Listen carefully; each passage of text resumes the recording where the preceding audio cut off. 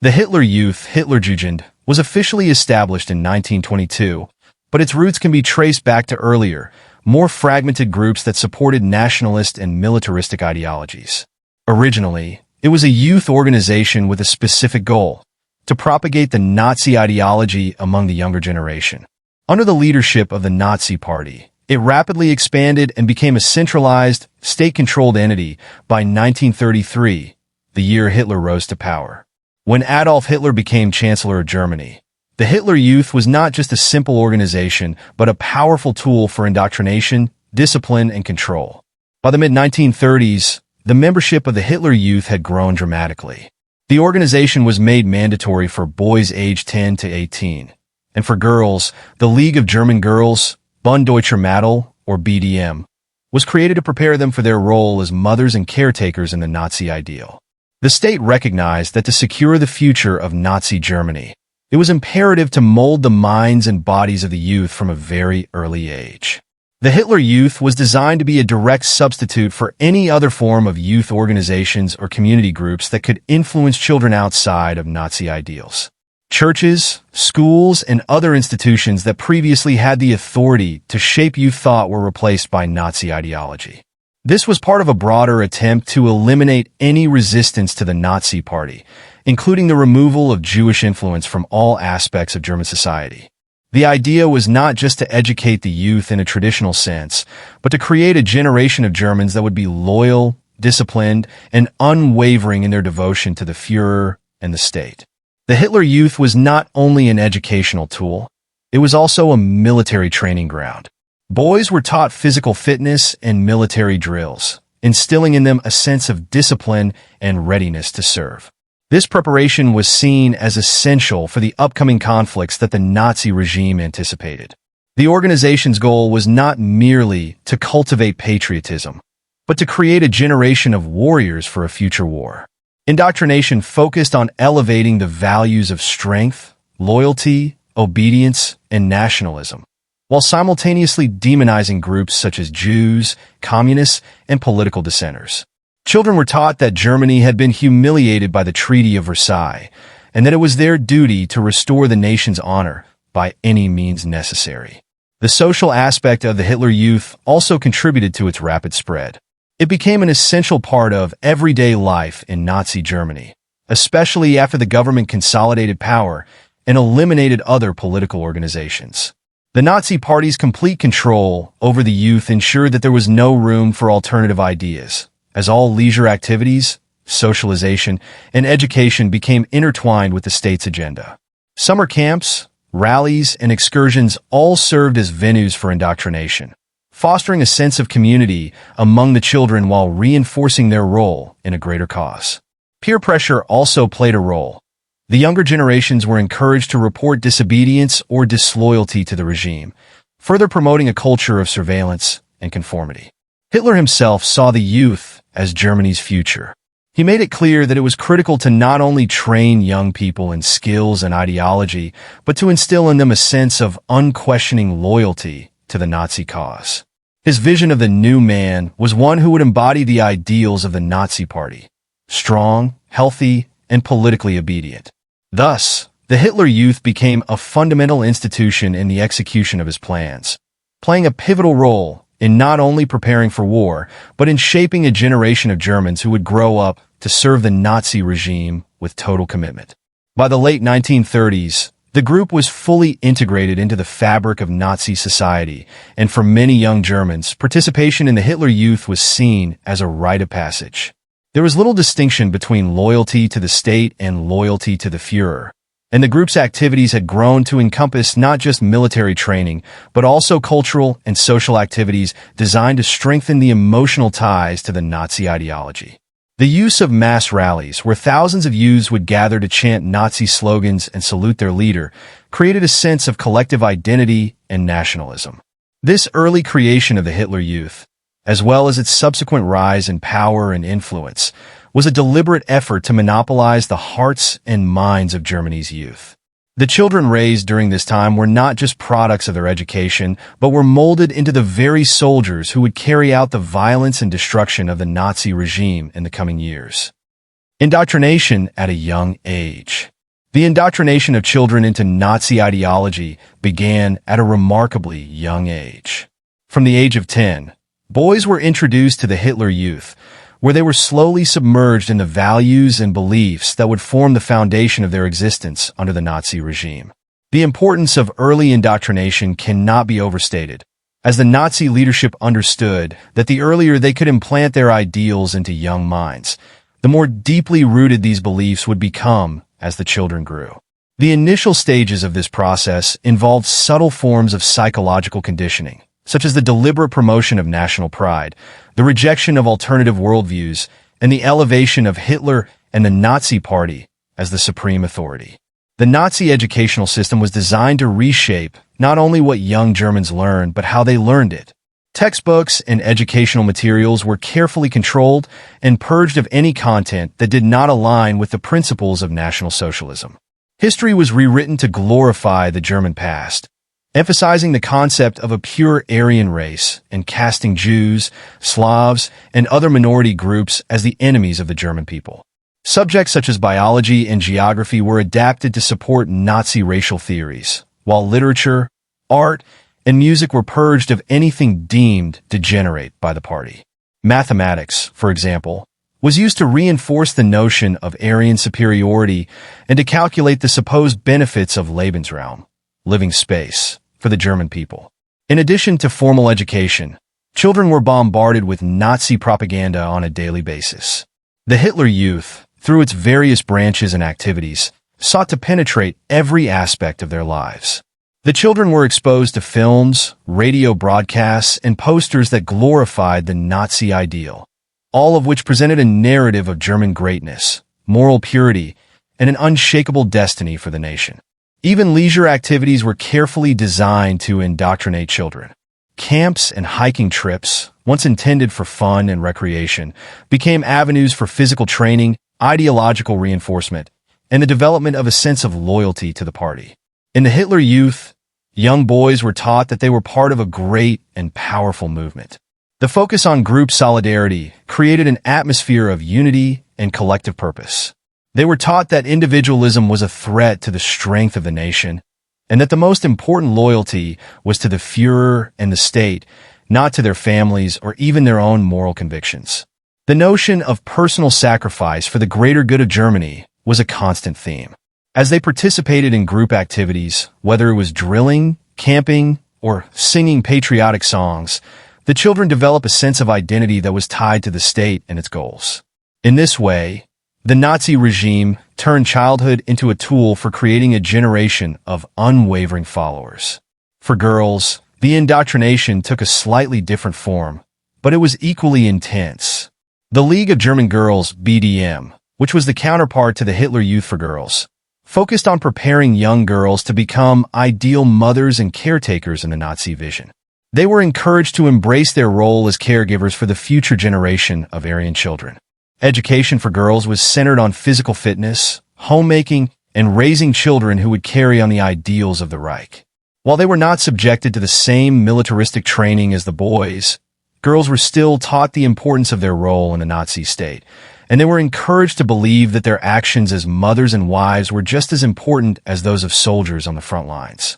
Their indoctrination was just as thorough, ensuring that they internalized the idea that their lives were not their own, but rather were dedicated to the service of the Nazi vision. Religious education was another area that the Nazis sought to control. Christian teachings were undermined and replaced with an ideology rooted in racial purity, the glory of the state, and the worship of Hitler. The regime encouraged a form of spirituality that was in direct conflict with traditional Christian values, which it saw as weak and decadent. Church attendance was discouraged, and children were encouraged to replace their religious practices with an intense devotion to the Führer and the principles of National Socialism. This radical shift in spiritual life was part of a broader effort to strip away any competing loyalties or moral frameworks that might challenge the supremacy of the Nazi state. As these children were trained, the Nazi regime utilized a combination of fear, pride, and reward to reinforce its ideology. Those who excelled in their activities were praised and given leadership roles within the organization, while those who questioned or showed resistance were punished or ostracized. Peer pressure played a significant role in keeping children in line, as conformity was promoted above all else. Even a momentary lapse in loyalty or failure to adhere to the prescribed norms could result in severe consequences. The mere act of questioning the principles of the regime was enough to be branded a traitor, and the fear of such punishment was enough to keep many children in line. By indoctrinating children at such a young age, the Nazis ensured that they would have a lasting influence on their beliefs.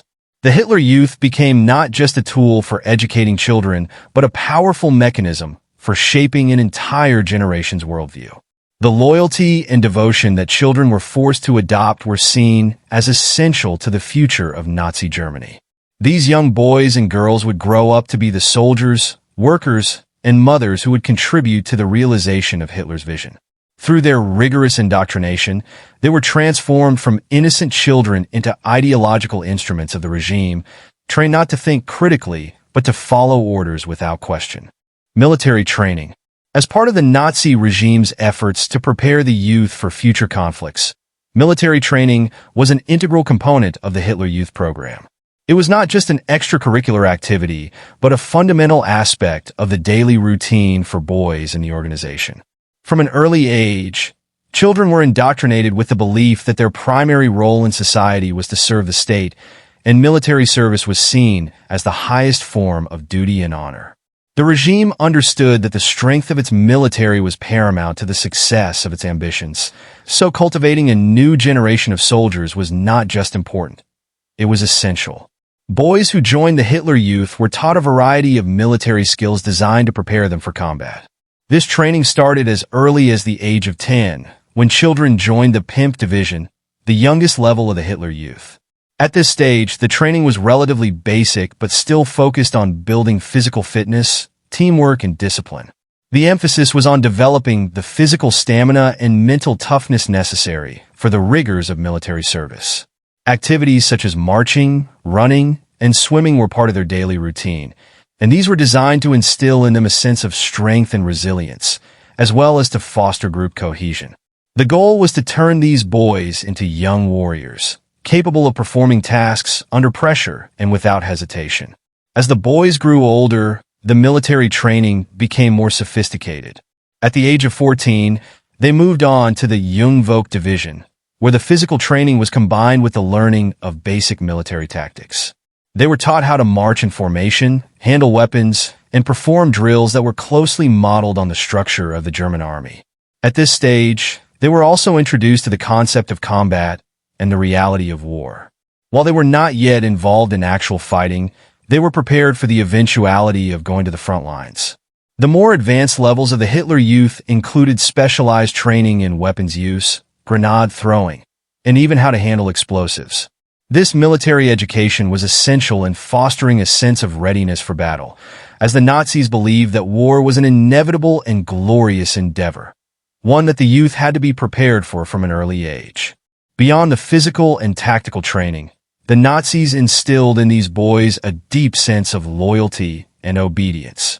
They were taught that soldiers were the backbone of the state and that loyalty to the Führer was paramount.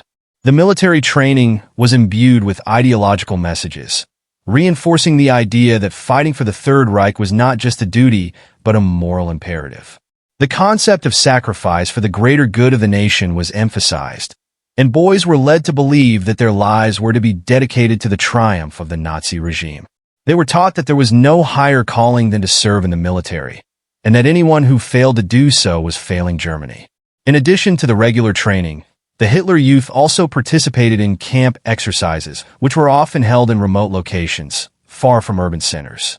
These camps were not only for training, but also served as environments where the boys could bond with one another, reinforcing the sense of camaraderie that was so vital to the Nazi worldview. The boys would often take part in mock battles, where they would simulate the roles of soldiers, setting up ambushes, defending positions, and practicing combat scenarios. These exercises allowed them to develop teamwork and leadership skills, and they were structured to reflect the battlefield conditions that they might face when the war came. The camps also served as an opportunity to deepen the indoctrination, as all activities were carefully supervised by the leaders of the Hitler Youth, who ensured that the boys were constantly exposed to Nazi ideals. As the war intensified, the importance of the Hitler Youth as a military training ground became even more pronounced. By 1943, when Germany was in dire need of reinforcements on the Eastern and Western fronts, older members of the Hitler Youth, now in their late teens, were called upon to join the German military, the Wehrmacht, and fight alongside seasoned soldiers. Some were even sent into combat as part of elite units, and many were placed in positions where they had to engage in combat almost immediately. These boys, some of whom had never seen battle before, were sent to the front lines, armed with minimal training but steeped in the belief that they were part of a heroic cause. They were often ill-prepared for the brutal realities of war, but their indoctrination had made them believe that their deaths would be a noble sacrifice for the glory of the Reich. The deployment of Hitler Youth members on the front lines during the war marked the culmination of the military training that began in their youth. The Hitler Youth was now not just a preparation tool, but a direct source of manpower for the German military. Boys who had once played games and participated in drills were now being thrust into the horrors of combat. The brutality of the war, combined with their lack of experience, often led to tragic results. Many of these young fighters were killed or wounded in the early stages of combat, their lives lost in service to a cause that they had been led to believe was just and righteous. In some cases, their loyalty to the Nazi regime was unwavering, even in the face of overwhelming defeat, but for others, the reality of war shattered their beliefs and left them traumatized by the experience. For the Nazi regime, the militarization of the youth was not only about ensuring that they had an army of soldiers, but also about instilling a deep-seated loyalty to the state. The military training was a way of fostering discipline, unity, and unquestioning obedience to the Führer. It was about turning children into soldiers who could be sent to fight for the Nazis without hesitation, ready to sacrifice their lives for the ideals they had been taught to uphold. The Hitler Youth was thus not only a preparatory organization, but a powerful tool in the regime's effort to sustain its war machine and to maintain the ideological purity of the Nazi cause. The idea was to create a generation that would carry the torch of National Socialism forward, ensuring that the principles of the Third Reich would be upheld, no matter the cost. Separation from families. The separation of children from their families was a central element of the Nazi regime's strategy for controlling the younger generation. The Hitler Youth was designed not only to mold children into loyal soldiers of the state, but also to replace family as the primary source of influence in their lives. The Nazis believed that for a child to be fully devoted to the ideals of the regime, the child's allegiance had to be first and foremost to the Führer, the Nazi Party, and the state. Parents and traditional family structures were seen as potential obstacles to this total loyalty. As a result, the regime made a concerted effort to sever the bond between children and their families, asserting the state's dominance over the very hearts and minds of its youth. From the moment children joined the Hitler Youth, they were taught to prioritize their duty to the state over everything else. The indoctrination process actively encouraged children to adopt a mindset that viewed their families as secondary to the ideals of the Third Reich. Parents who were not supportive of Nazi ideology were especially targeted, and children were encouraged to report any disloyalty or deviation from the official party line. This created a culture of mistrust within families, with children being taught that their loyalty to Hitler and the Nazi regime should take precedence over any loyalty to their own parents. The Nazi education system promoted this idea further, teaching children that their role in society was to serve the greater good of the nation. This often meant that children would spend long periods away from home, either for mandatory youth activities or for training camps, where they would be fully immersed in Nazi teachings. These camps were designed not only to provide physical training, but also to reinforce the ideological and emotional separation from the family unit. In these camps, children would engage in group activities, military drills, and ideological discussions that would further strengthen their attachment to the state and weaken any ties to their families that might interfere with their loyalty to Hitler. The Hitler Youth's role in separating children from their families went beyond mere physical separation. It was a psychological and emotional process as well. Children were conditioned to view their parents as mere facilitators of their physical needs, rather than their primary sources of guidance and moral authority. In extreme cases, the Nazis encouraged children to report their parents if they were suspected of harboring anti-Nazi sentiments. This practice led to the erosion of trust within families, where the bonds of love and support were replaced by fear and suspicion. Parents found themselves in a difficult position, as their own children were being taught to view them with skepticism, and in some cases, to see them as obstacles to the state's goals. Furthermore, the Hitler Youth, in many ways, became a surrogate family for the children involved. The leaders of the organization, often older members of the Hitler Youth, became role models for younger boys and girls. These leaders were often portrayed as surrogate fathers or mentors, and their teachings, along with their discipline, took the place of parental guidance. For the children in these organizations, the Führer and their peers became their primary sources of emotional and ideological fulfillment. The group's shared experiences and collective identity became a form of family, reinforcing the bond between the child and the Nazi state rather than the child and their biological family. This separation also extended into the realm of religious practices, which were largely discouraged by the regime. The Nazi ideology was fundamentally in conflict with many religious beliefs, especially Christianity, which the Nazis saw as a competing moral authority. Therefore, the state encouraged children to distance themselves from traditional religious values, which were often instilled in the home environment. Instead, the Hitler Youth introduced a form of pseudo-religious reverence for Hitler and the state, further supplanting the family's role as a center for moral guidance.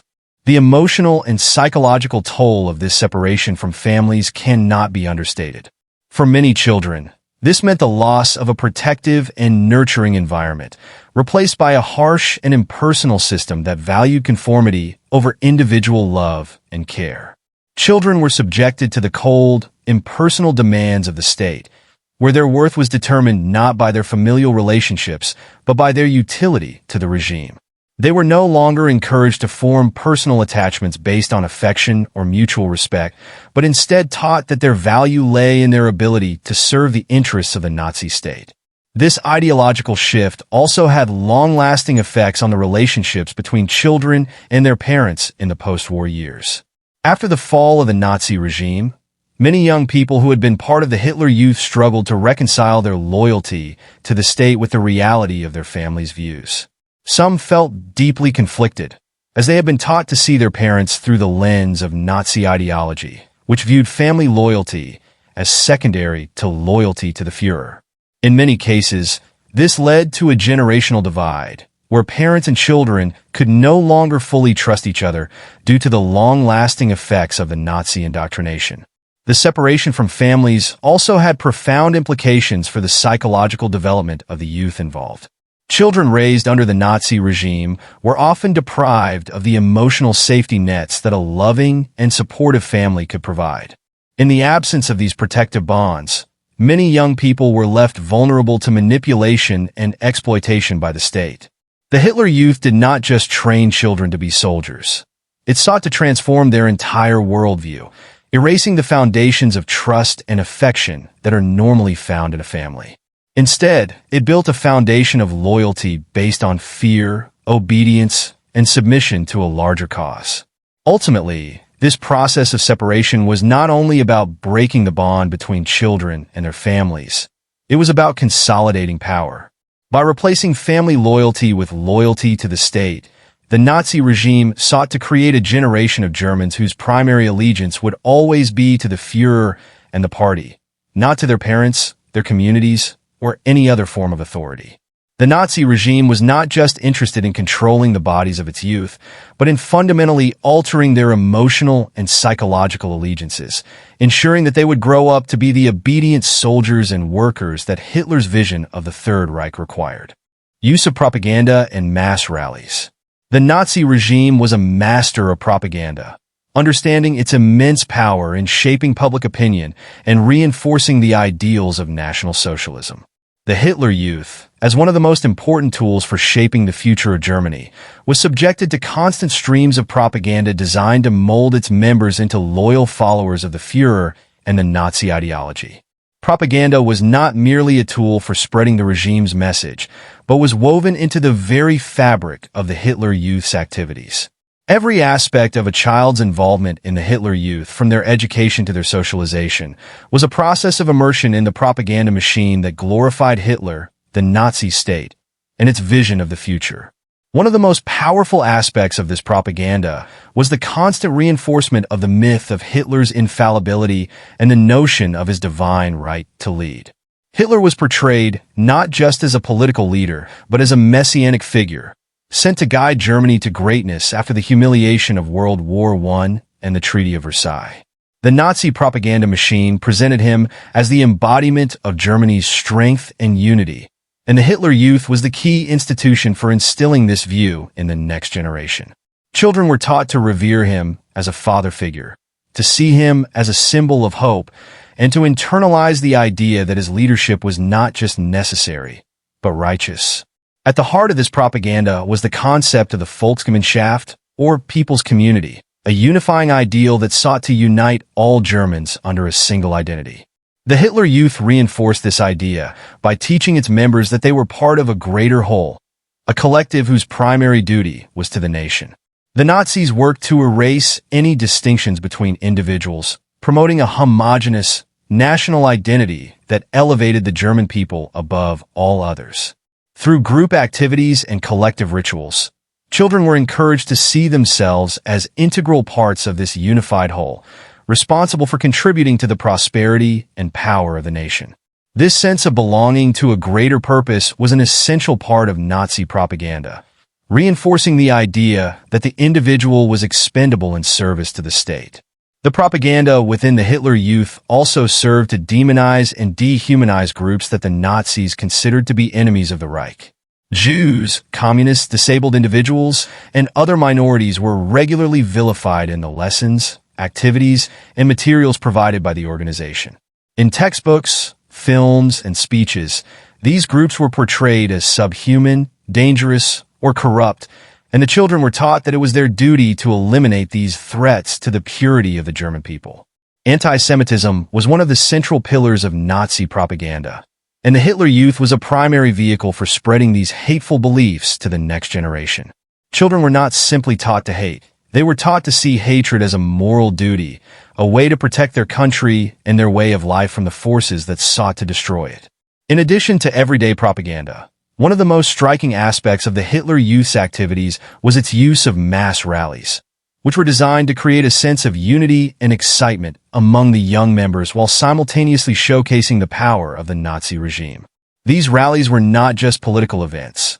They were spectacles meant to demonstrate the strength of the state and the overwhelming support for Hitler and his policies.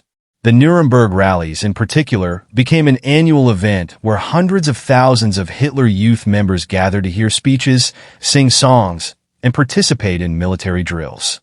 The sheer scale of these events was awe-inspiring, and the intensity of the atmosphere was designed to create an emotional bond between the children and the state.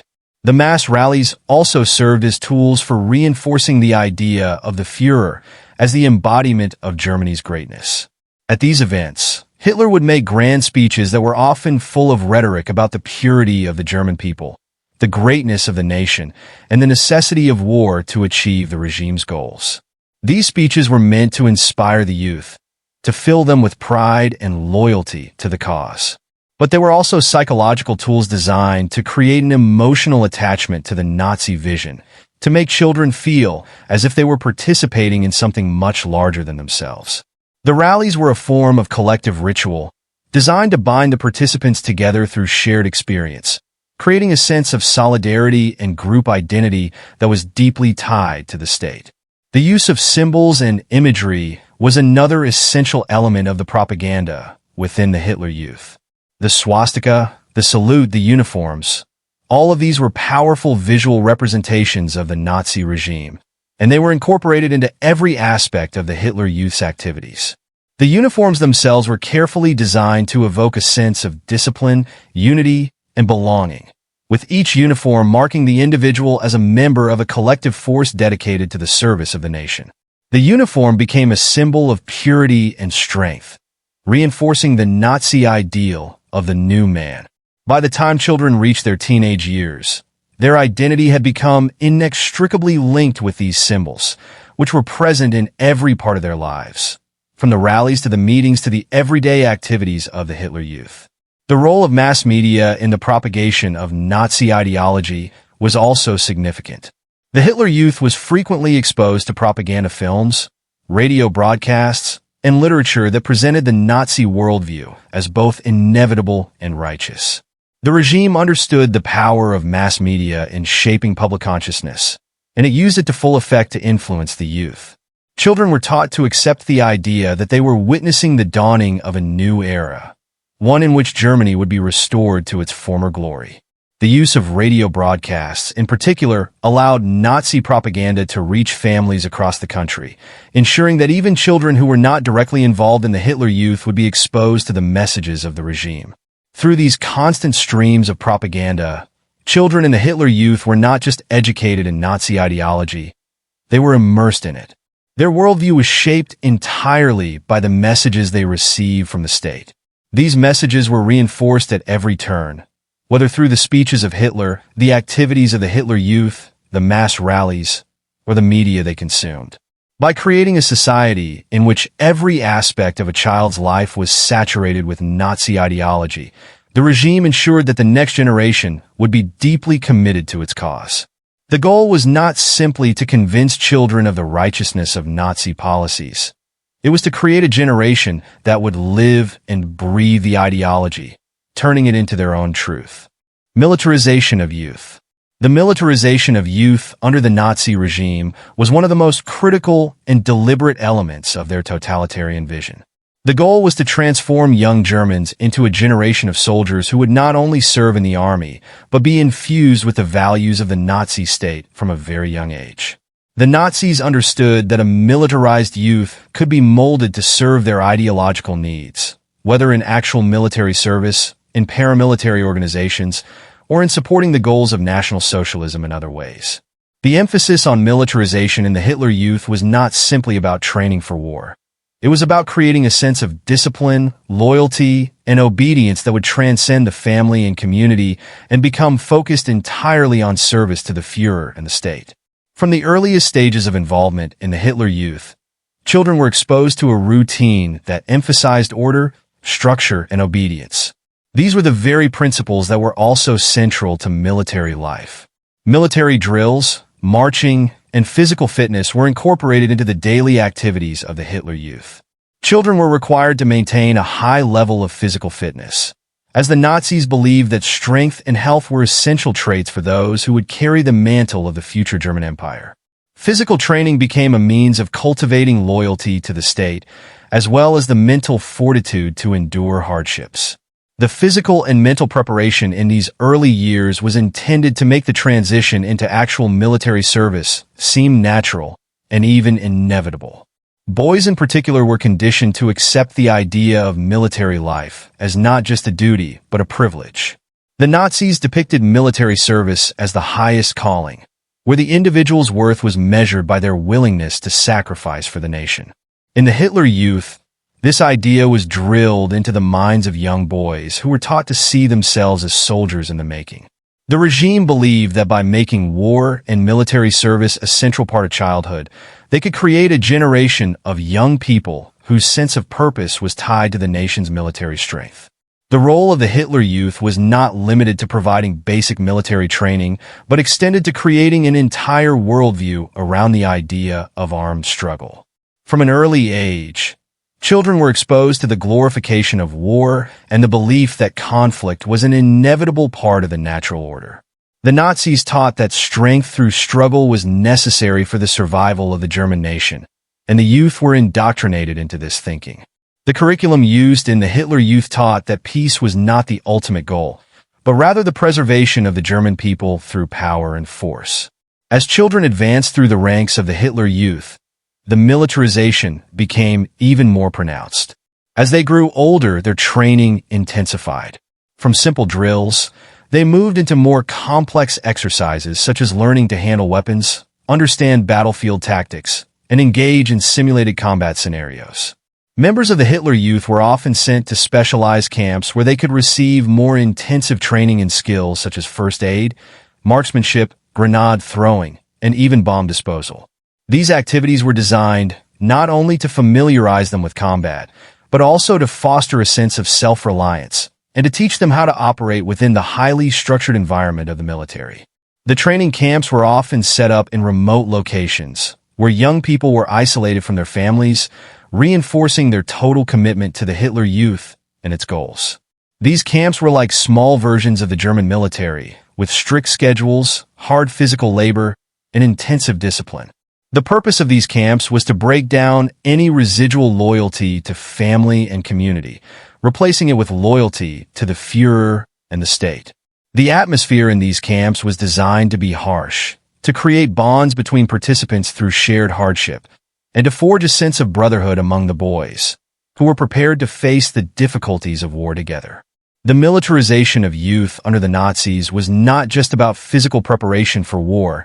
It was about creating a mindset in which young people saw themselves as part of an ideological struggle. The lessons of the Hitler Youth taught them that they were soldiers, not only because of their training, but because of their beliefs. The militarized worldview they adopted was infused with Nazi ideals, including notions of racial superiority, anti-Semitism, and the belief in the necessity of conflict to achieve national greatness. This ideological training was designed to make the youth willing to fight and die for the vision of Germany that the Nazis sought to impose. By 1943, as the war began to turn against Germany, the militarization of the Hitler Youth took on a new urgency. Older members of the organization, some as young as 16, were called upon to serve directly in the military. Many of them were drafted into the Wehrmacht, the German armed forces, while others were placed in the Waffen-SS, the elite military unit of the Nazi Party. These young soldiers, who had received years of intensive training through the Hitler Youth, were sent to the front lines in desperate attempts to halt the Allies' advances. The militarization of these youths proved to be a double-edged sword. While some responded with the fervor and loyalty that had been instilled in them, others, thrown into the brutal reality of war, found themselves ill-prepared for the violence and terror of combat. The youth battalions were often sent into battle in the later stages of the war, where they faced overwhelming odds and the rapid advance of Allied forces. They fought fiercely in some cases, driven by the intense ideological conditioning they had received, but many were poorly equipped, lacking the experience of older soldiers. The tragic irony of the militarization of youth under the Nazis was that these young people, raised and trained to fight for a regime that promised greatness, were often sent to die in the final, desperate days of the war. The Hitler Youth, which had been a powerful tool for the Nazis in creating a militarized, ideologically loyal youth, became a tragic symbol of the regime's desperation in its final days. The militarization of youth was not just a way for the Nazis to build an army. It was also a way of securing the long-term survival of their vision. The Hitler Youth was seen as the future of the Third Reich, the generation that would carry forward the legacy of Nazi ideals and military strength. By instilling the values of war and militarism at such an early age, the Nazis sought to ensure that the next generation would be both mentally and physically prepared to maintain their regime. Even if the war was lost, they believed that the ideals of National Socialism would live on through the youth, who had been thoroughly indoctrinated in the virtues of war, sacrifice, and loyalty. Indoctrination into Nazi ideology. The indoctrination of children into Nazi ideology was one of the most critical aspects of the Hitler Youth's purpose. The Nazis understood that to ensure the success and survival of their totalitarian regime, they needed to cultivate a generation of young people whose beliefs, values, and attitudes aligned perfectly with their own vision. The Hitler Youth was the main vehicle for this ideological indoctrination, as it was designed not only to train children to become soldiers, but also to instill in them a deep loyalty to the Führer and the Nazi state. The children in the Hitler Youth were subjected to a systematic and relentless process of ideological education that sought to reshape their worldview from the ground up, replacing any pre-existing ideas with Nazi beliefs. The process began early in a child's involvement in the Hitler Youth. Children were taught that the ideals of National Socialism, such as the concept of racial purity, the supremacy of the Aryan race, and the inferiority of other races, were not merely political beliefs but absolute truths. They were conditioned to accept these ideas without question, to view the world through the lens of Nazi propaganda, and to see themselves as part of a superior race. The notion of the Volksgemeinschaft, or people's community, was heavily emphasized, teaching children that they were part of a greater German identity, transcending individualism and personal interests in favor of the collective good of the state. The idea of racial purity and the need to safeguard it was central to this ideology, and children were taught to believe that their primary responsibility was to ensure the strength and purity of the German nation. One of the core aspects of Nazi ideology that was hammered home in the Hitler Youth was anti-Semitism. The Nazis viewed Jews as the arch-enemies of the German people and as a threat to the purity of the Aryan race. Children in the Hitler Youth were taught to view Jews as subhuman, often through a combination of textbooks, films, and lectures that dehumanized them and portrayed them as dangerous. This anti-Semitic ideology was not just about hatred. It was about building a sense of righteous anger and urgency in the young people, convincing them that they had a moral obligation to fight against what the Nazis referred to as Jewish Bolshevism and to ensure the survival of the German race. Children were not just taught to be afraid of Jews. They were indoctrinated into believing that Jews represented an existential threat to the German people, and that this threat needed to be eradicated through political, social, and eventually violent means. Another key element of Nazi ideology that was instilled in Hitler Youth members was the glorification of war. From a young age, children were taught that war was not only inevitable, but necessary for the survival and prosperity of the German people. The Nazis believed that conflict was a natural part of the human condition, and that the German people needed to prove their strength through war. The Hitler Youth's curriculum emphasized the importance of military service, painting it as the highest and most honorable calling. Children were taught to view themselves as soldiers in the making, with their training in the Hitler Youth seen as a precursor to actual military service in the German army. This militarization of youth was framed not as preparation for violence, but as preparation for a righteous struggle in defense of the German homeland and the Aryan race. In addition to these core beliefs, children in the Hitler Youth were also taught to revere Adolf Hitler as a near-mythical figure. Hitler was portrayed as the savior of the German people, the Führer who had pulled Germany out of the economic and political chaos caused by the Treaty of Versailles and the Weimar Republic. Children were taught to worship him as the embodiment of Germany's strength and destiny. The cult of personality surrounding Hitler was omnipresent in the lives of young people, and the Führer's image was often prominently displayed in classrooms, meeting halls, and public spaces. The goal was to create a generation of young Germans who were not just loyal to the state, but personally devoted to Hitler, seeing him as a father figure who embodied the will and greatness of the nation. Children were taught to regard his word as law and to trust his judgment above all else. The Hitler Youth also sought to instill in children a deep sense of nationalism and pride in their country. They were taught that Germany's defeat in World War I was a disgrace, and that the restoration of German power and greatness was a sacred duty. Nationalism was framed as a moral obligation, with children taught that the success of the nation was directly tied to their own personal contributions. Every child in the Hitler Youth was told that they were responsible for Germany's future, and that their loyalty, discipline, and work ethic would be the foundation upon which the nation would rebuild its greatness. This nationalism was not just about pride in one's country. It was about a nationalistic fervor that demanded complete loyalty and devotion to the Führer and to the Nazi vision of Germany's place in the world.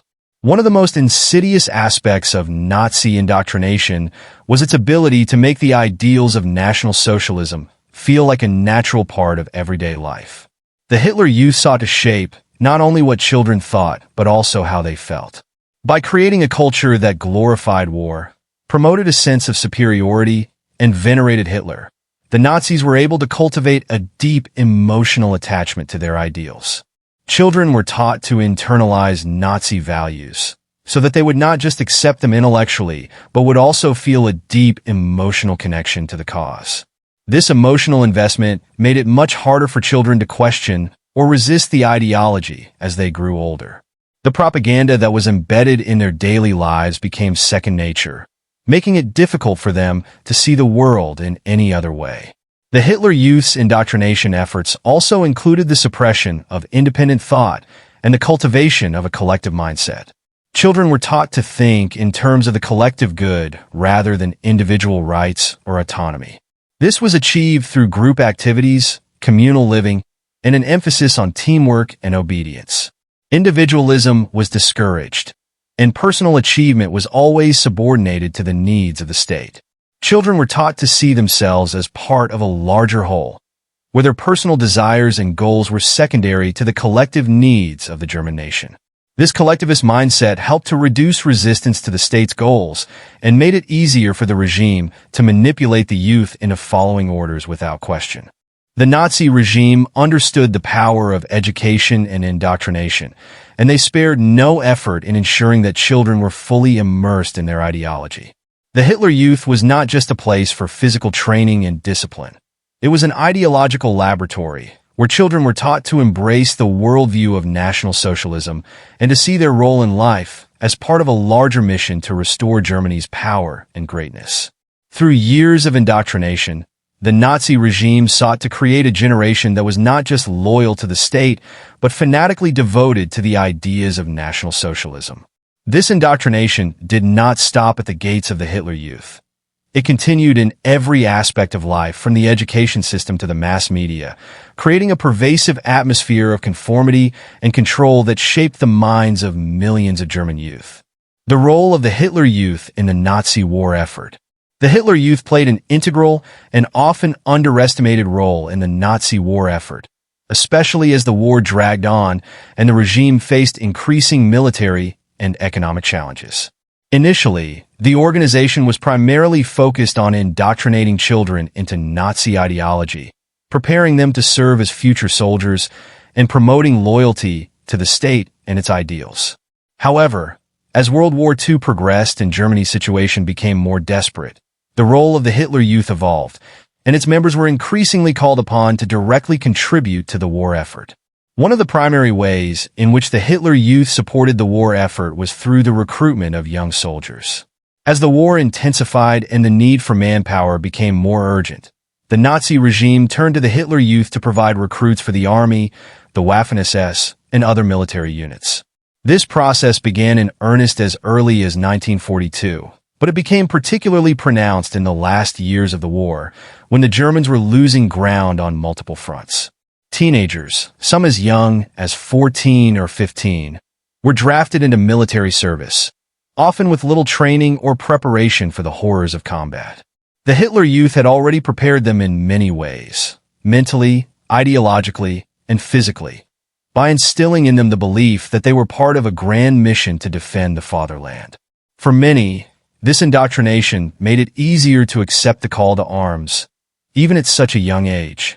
The military training that Hitler Youth members received throughout their involvement in the organization was key to their ability to serve effectively.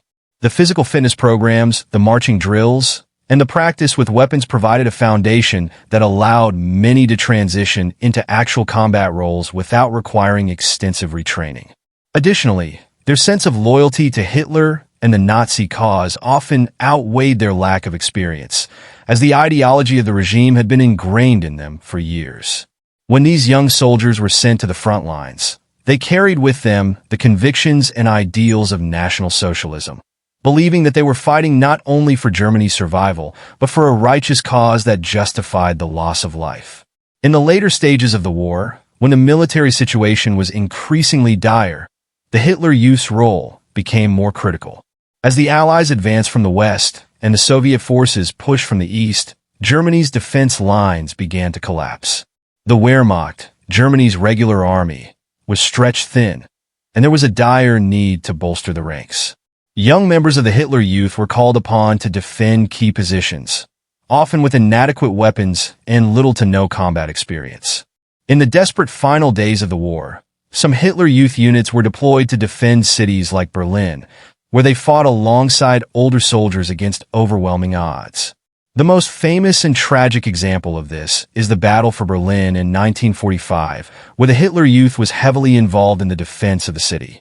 In many cases, these young boys, some barely old enough to be considered teenagers, were given rifles and sent into battle, often fighting until they were killed or captured. The Hitler Youth's role in the war was not limited to direct combat. As the war intensified and more resources were needed to sustain the German military machine, the organization was also utilized for a variety of auxiliary roles. Many members of the Hitler Youth were assigned to work in war industries, where they were tasked with producing weapons, ammunition, and supplies for the German military. This labor force, which included both boys and girls, helped to fill the gaps left by the adult population, many of whom had already been conscripted into the military or had been killed. Girls in the Hitler Youth were often trained to assist in the production of war materials or to serve in other support roles, such as providing care for wounded soldiers or taking on administrative duties. This contribution to the war effort, while less visible than that of their male counterparts, was crucial to sustaining Germany's military capabilities. In addition to labor and military service, the Hitler Youth was also used for propaganda purposes during the war. As the tide of battle turned against Germany and public morale began to falter, the regime sought to maintain the appearance of unity and strength. The Hitler Youth, with its thousands of enthusiastic young members, became a key symbol of the resilience of the German people. Propaganda films, newsreels, and speeches by Nazi officials highlighted the bravery and dedication of Hitler Youth members, presenting them as the heroic defenders of the Reich. These depictions were designed not only to rally the population, but also to inspire the youth to keep fighting, despite the increasingly hopeless situation. The message was clear. The youth of Germany had been prepared for sacrifice, and they had a duty to continue fighting for the fatherland, no matter the cost. As the war raged on, the Hitler Youth's role in the war effort expanded into the civilian defense sector as well. With air raids and bombings becoming more frequent, especially in the later years of the war, the organization was also tasked with helping to protect German cities. Children in the Hitler Youth were trained in firefighting, air raid protection, and first aid. They were often called upon to help put out fires caused by bombings, assist in rescue operations, and care for the wounded. This involvement in civil defense gave the Hitler Youth a sense of purpose and a tangible way to contribute to the war effort beyond the front lines. It also reinforced the idea that the war was a total struggle, involving all members of society, no matter their age or gender. The Hitler Youth's participation in the war effort reached its most extreme when, in the final days of the Third Reich, the organization's leaders called for the formation of youth battalions and groups of young boys to defend the fatherland to the death. The German army, crumbling under the pressure of Allied advances, was unable to provide adequate defense, so young boys were drafted into makeshift military units. These boys, often barely trained, were sent into battle with little more than their youthful idealism and an unwavering belief in the Nazi cause. They were encouraged to sacrifice themselves for the Führer and for the future of the German nation. This tragic reality came to a head in the final days of the war, where young Hitler Youth members, some still in their early teens, were sent to fight against Soviet forces in the ruins of Berlin. The stories of these last-ditch efforts are among the most poignant and tragic of the war, showing the extent to which the Nazi regime manipulated and exploited its youth to maintain its hold on power, even as it was collapsing. The Hitler Youth's contribution to the war effort ultimately became a symbol of the regime's desperation in its final days. Although the Nazis believed that the militarization and indoctrination of the youth would create a generation of steadfast soldiers, the reality of the situation was that many of these young people were tragically ill-equipped to handle the demands of war. Despite their youth, many of these boys and girls fought with remarkable courage, believing they were defending their nation's honor. However, as the war came to an end, many of them found themselves abandoned, their futures forever changed by the brutal realities of combat. The role of the Hitler Youth in the Nazi war effort highlights the regime's ruthlessness in exploiting its youth, using them as both soldiers and symbols of Nazi ideology. It also demonstrates the devastating effects of totalitarian indoctrination, where even children were expected to sacrifice their lives for an ideology that would ultimately lead to the destruction of the very nation they were told they were defending. The involvement of the Hitler Youth in the war effort remains one of the darkest chapters of World War II, a testament to the tragic consequences of war, propaganda, and the manipulation of youth. Psychological and emotional impact on the Hitler Youth. The psychological and emotional toll on members of the Hitler Youth was profound and multifaceted, with long-lasting effects that reverberated throughout their lives. The Nazi regime understood that to shape the future of Germany, it needed to not only physically prepare the youth, but also to transform their minds and emotions, effectively altering how they perceive themselves, their nation, and their place in the world. The trauma these young people endured, both through the relentless indoctrination and the brutal experiences of war, had a lasting impact on their mental health and emotional well-being, and many struggled with the consequences long after the war ended.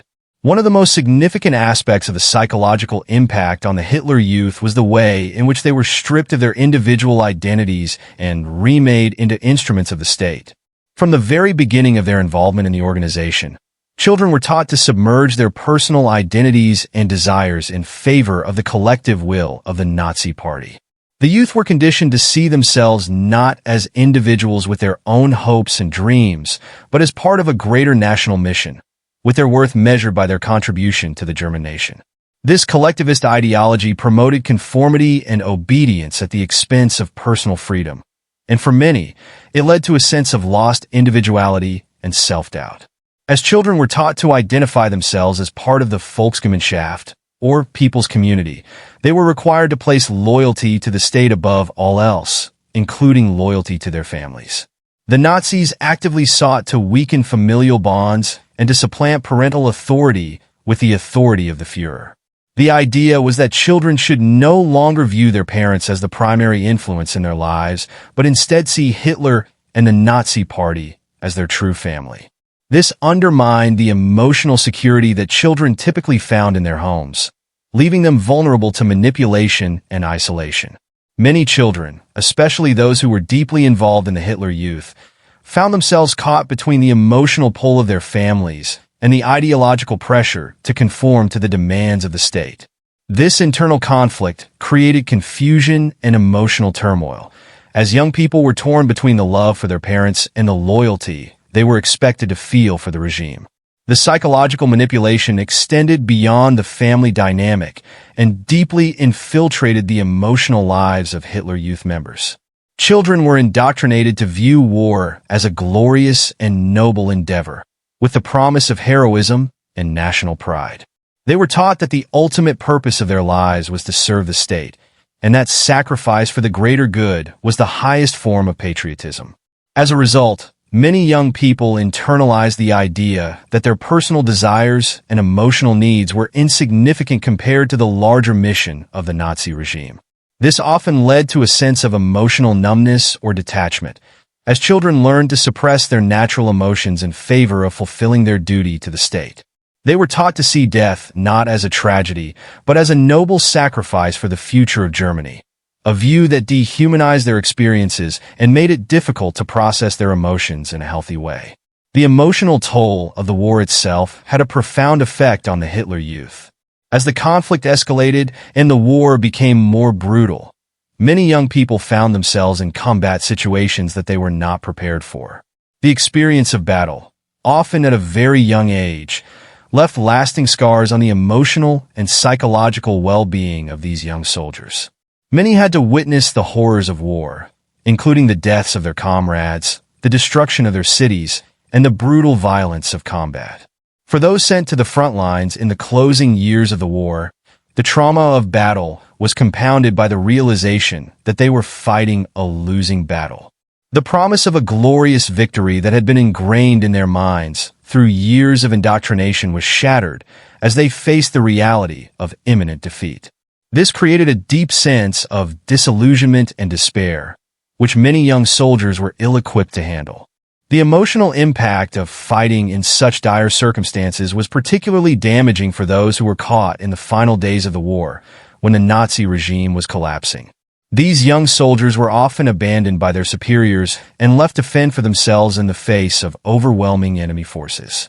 Many were forced to witness the destruction of their country and the collapse of the ideals they had been taught to uphold.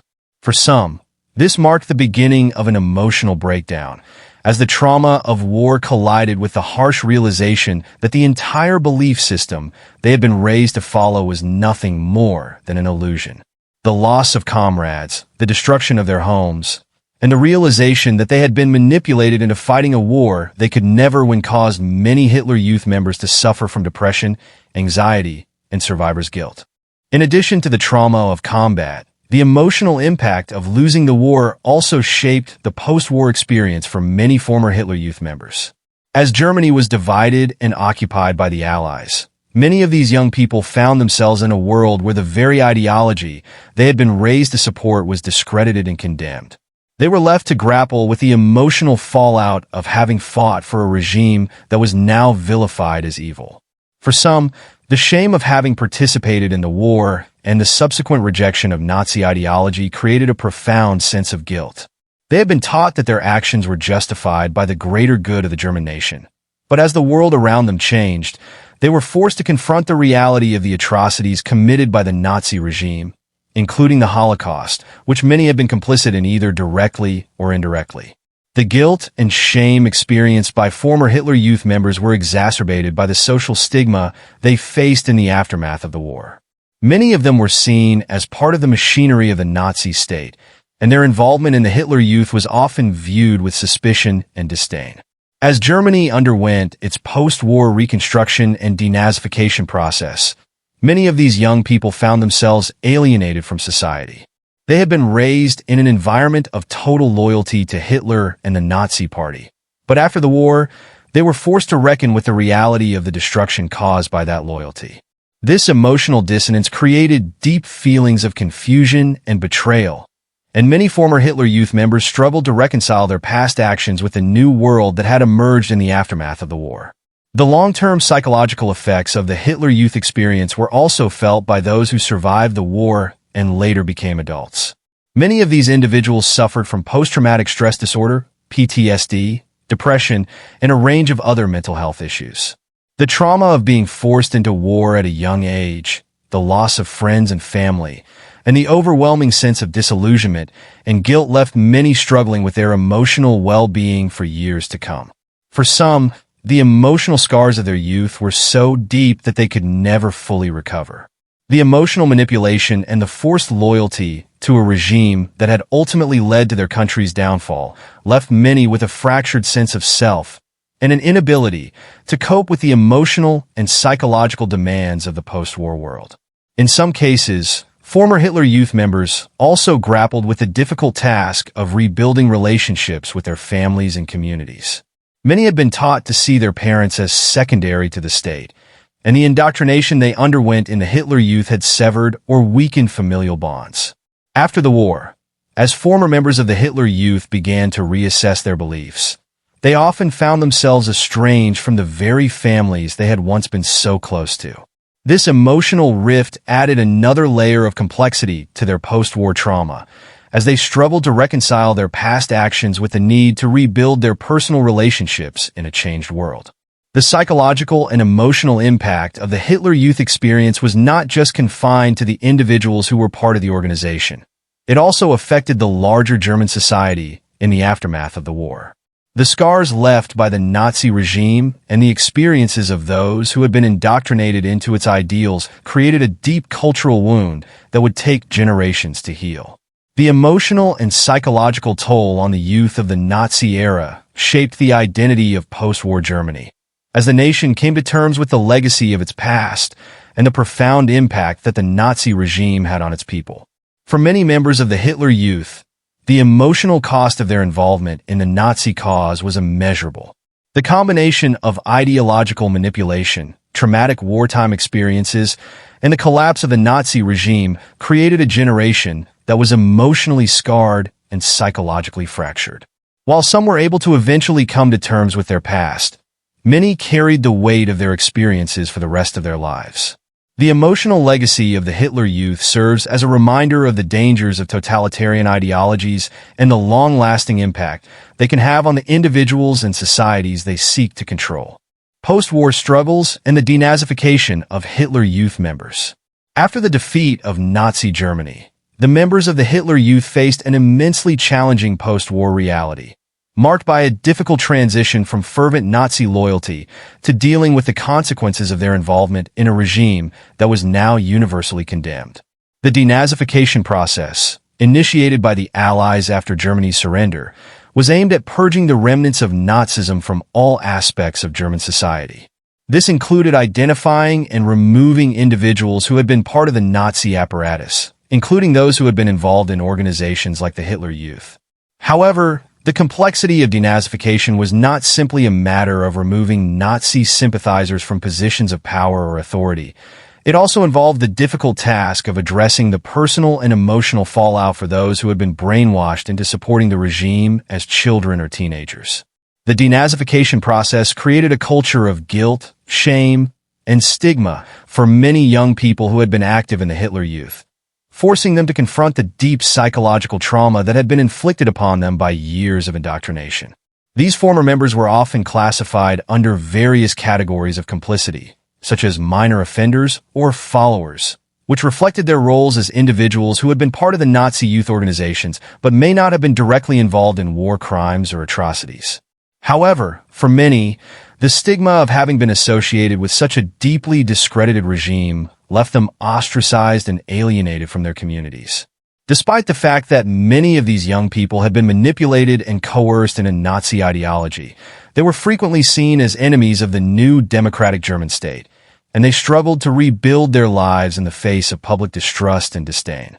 One of the significant struggles faced by former Hitler Youth members was the deep sense of confusion and betrayal that followed their realization of the truth about the Nazi regime and the war.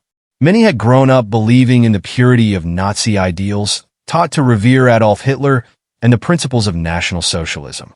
They had been told that their fight for Germany was righteous and that their sacrifices would lead to the nation's greatness. However, as the war ended and the horrors of the regime's crimes, including the Holocaust, became widely known, former Hitler Youth members were forced to confront the dark truth that the ideals they had been taught were based on lies and that they had been complicit in an unprecedented period of cruelty and devastation.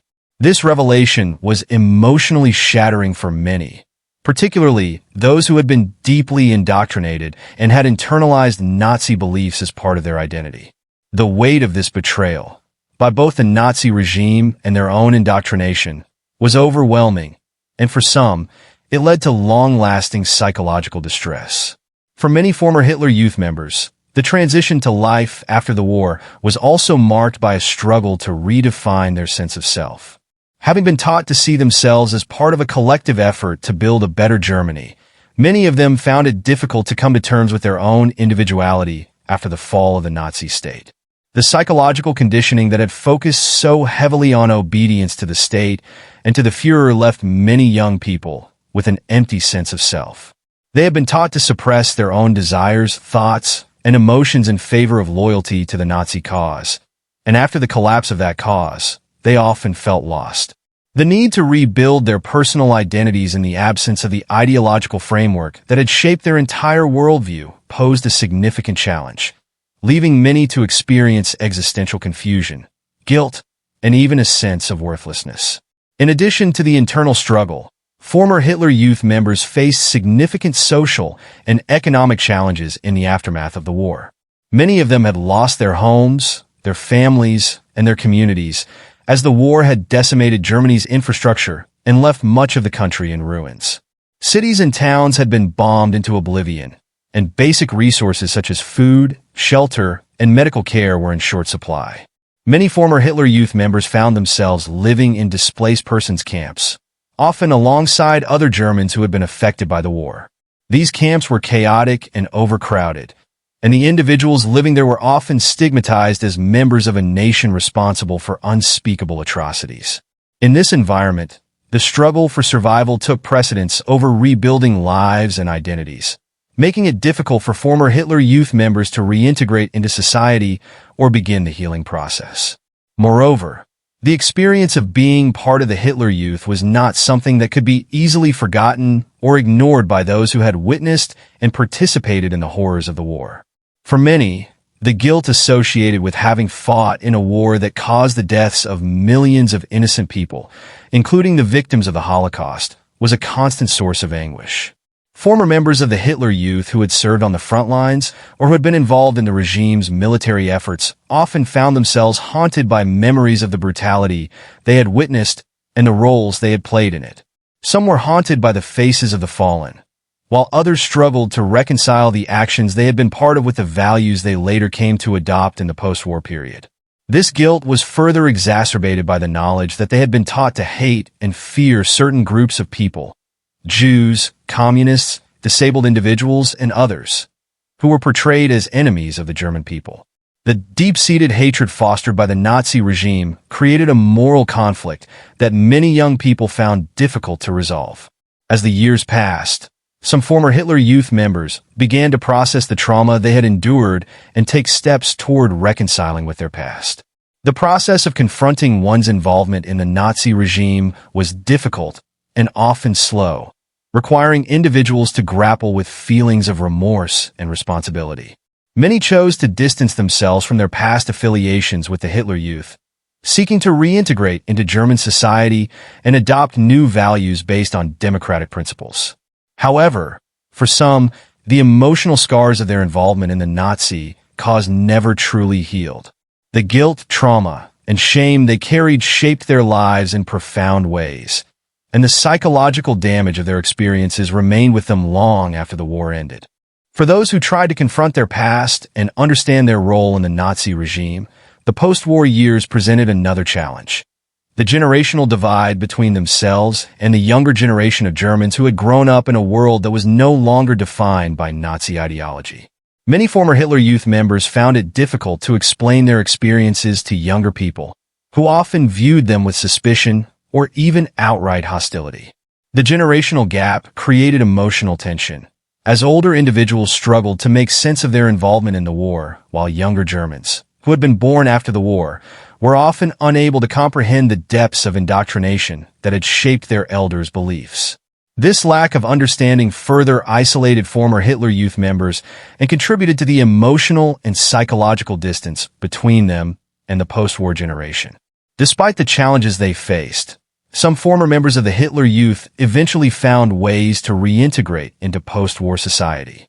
Many of them took part in rebuilding Germany, contributing to the nation's recovery and eventual transformation into a democratic state. They worked in industries, became teachers, and raised families of their own.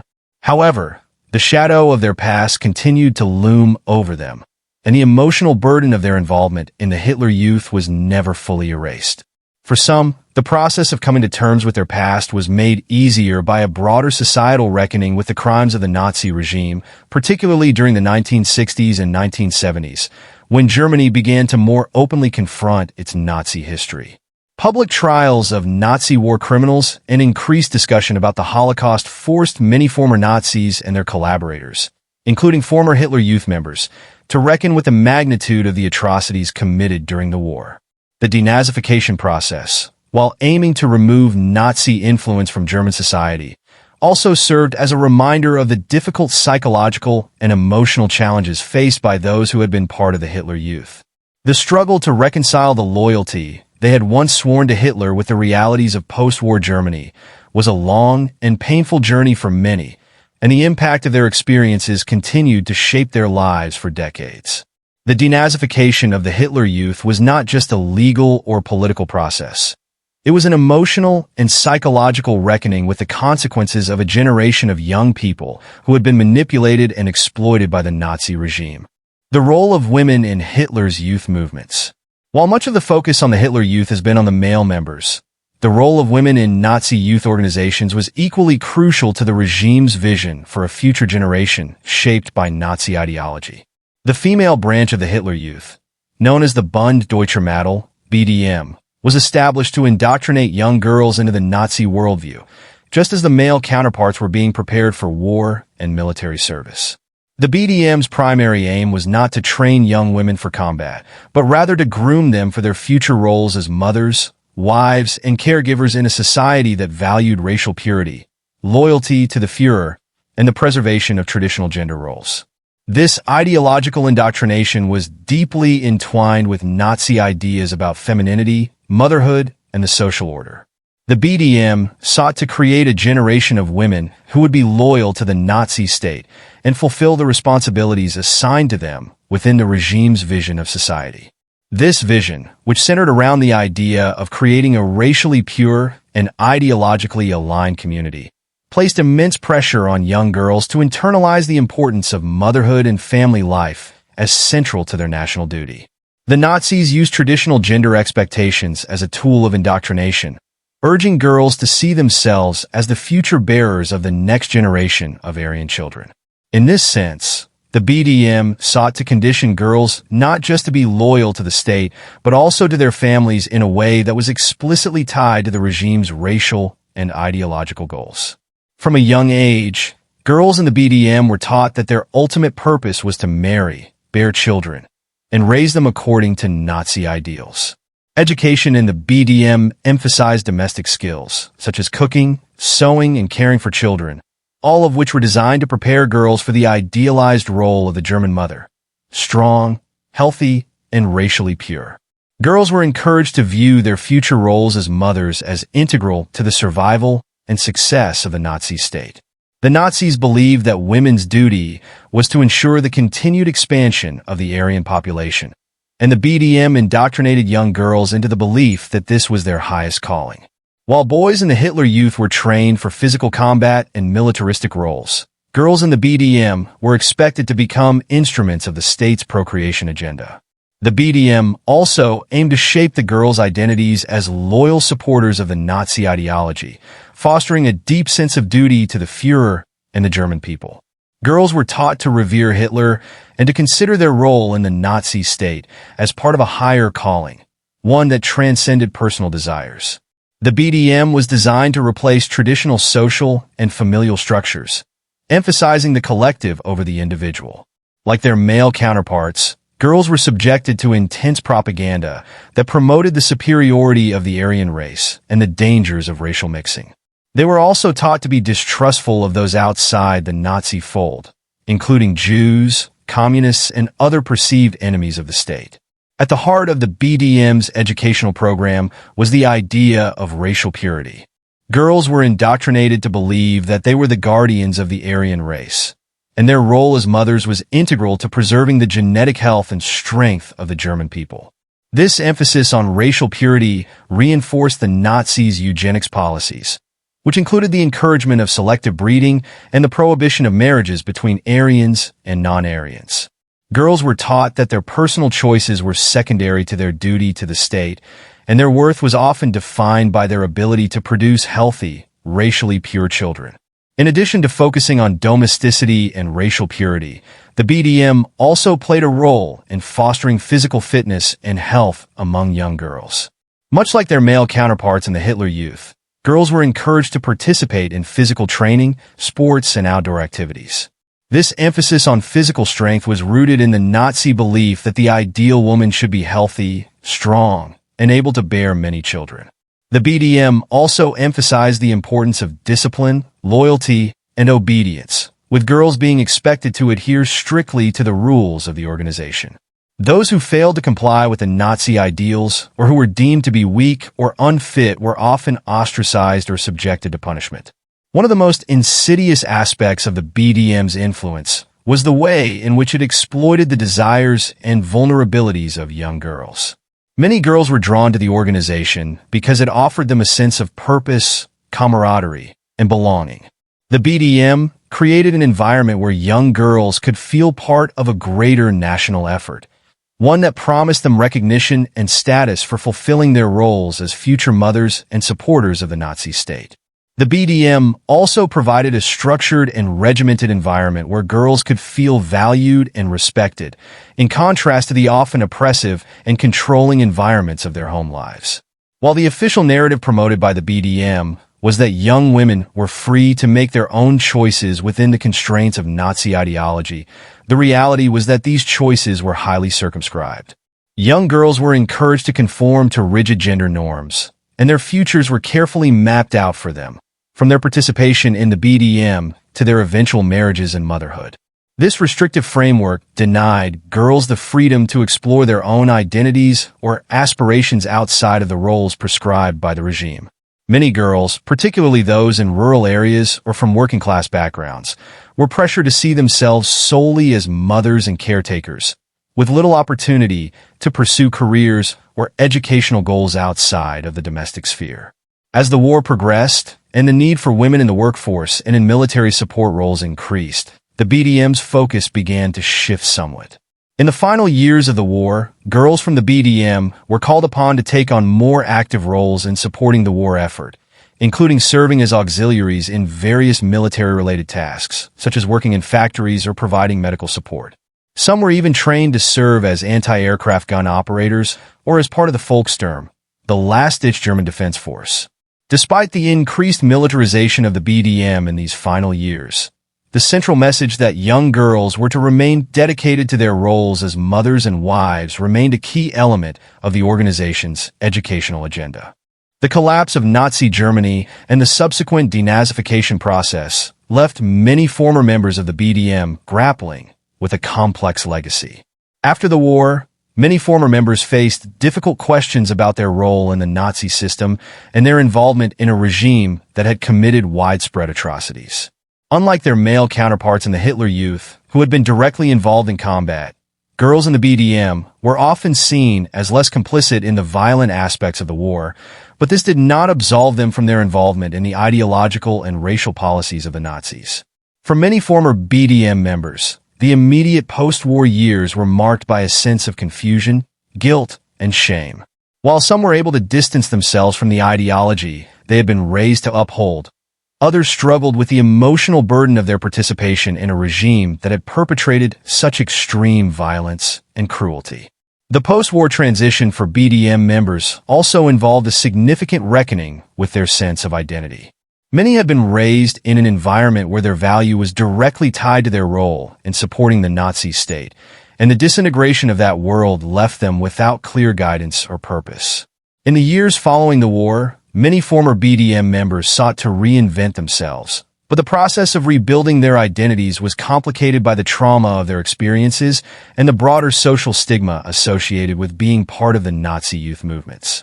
Some former members tried to integrate into the new, democratic Germany by participating in the reconstruction of the country, while others found it difficult to reconcile their past with the changing realities of post-war society. The role of women in the Hitler Youth movements, particularly through the BDM, highlights the complex ways in which the Nazis manipulated traditional gender roles to serve their ideological goals.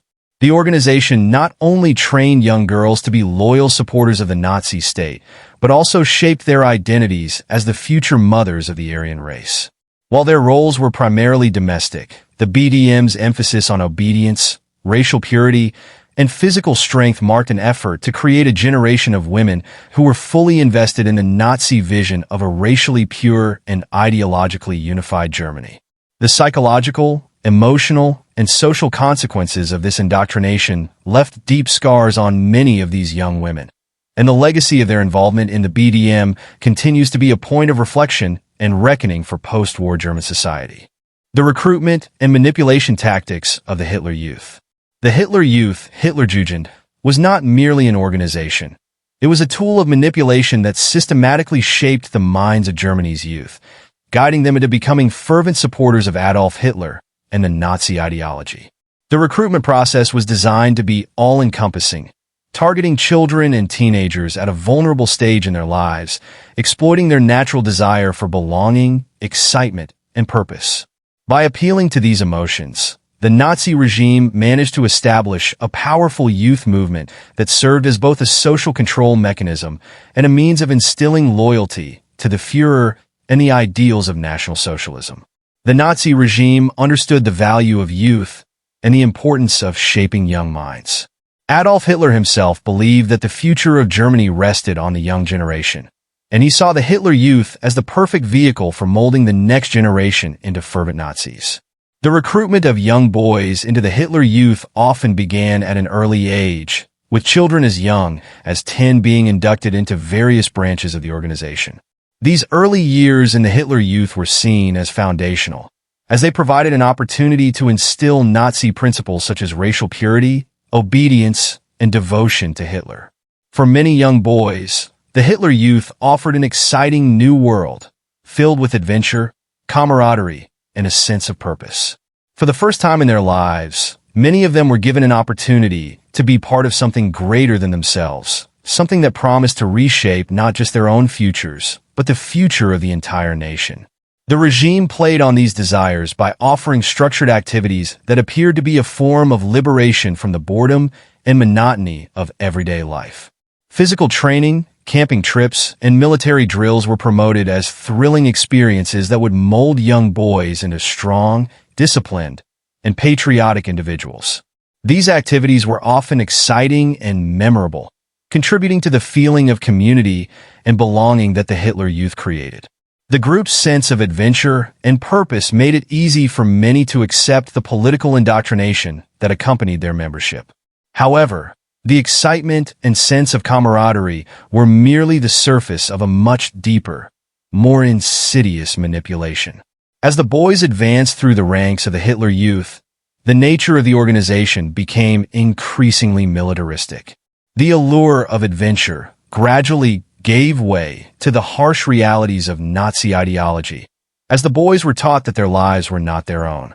The group's loyalty to the state and the Führer was absolute, and the ultimate goal was to prepare them for service in the armed forces. The Nazi regime's manipulation tactics were designed to erase any sense of individuality or personal agency, replacing these traits with a single, overriding loyalty to the regime and its objectives. One of the most powerful methods of recruitment and manipulation was the way the Hitler Youth tapped into the young boys' desire for identity and recognition. Many children, especially those from working class or rural backgrounds, felt disconnected from the values of the older generation. In a time of economic instability, unemployment, and social upheaval, they often struggled to find their place in a society that seemed divided and directionless.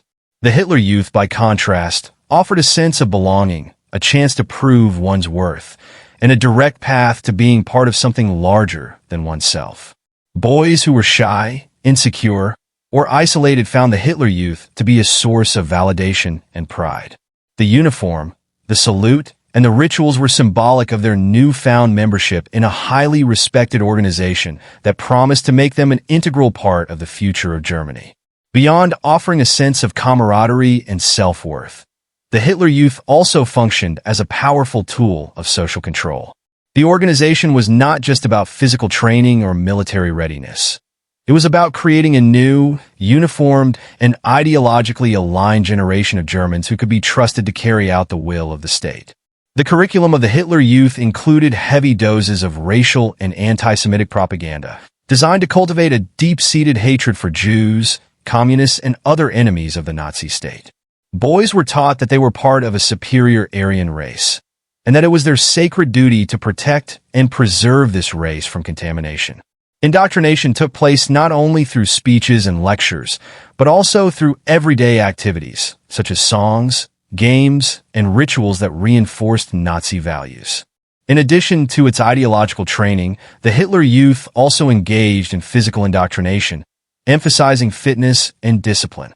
The regime believed that a strong body was integral to a strong mind, and that youth should be prepared for military service in both body and spirit.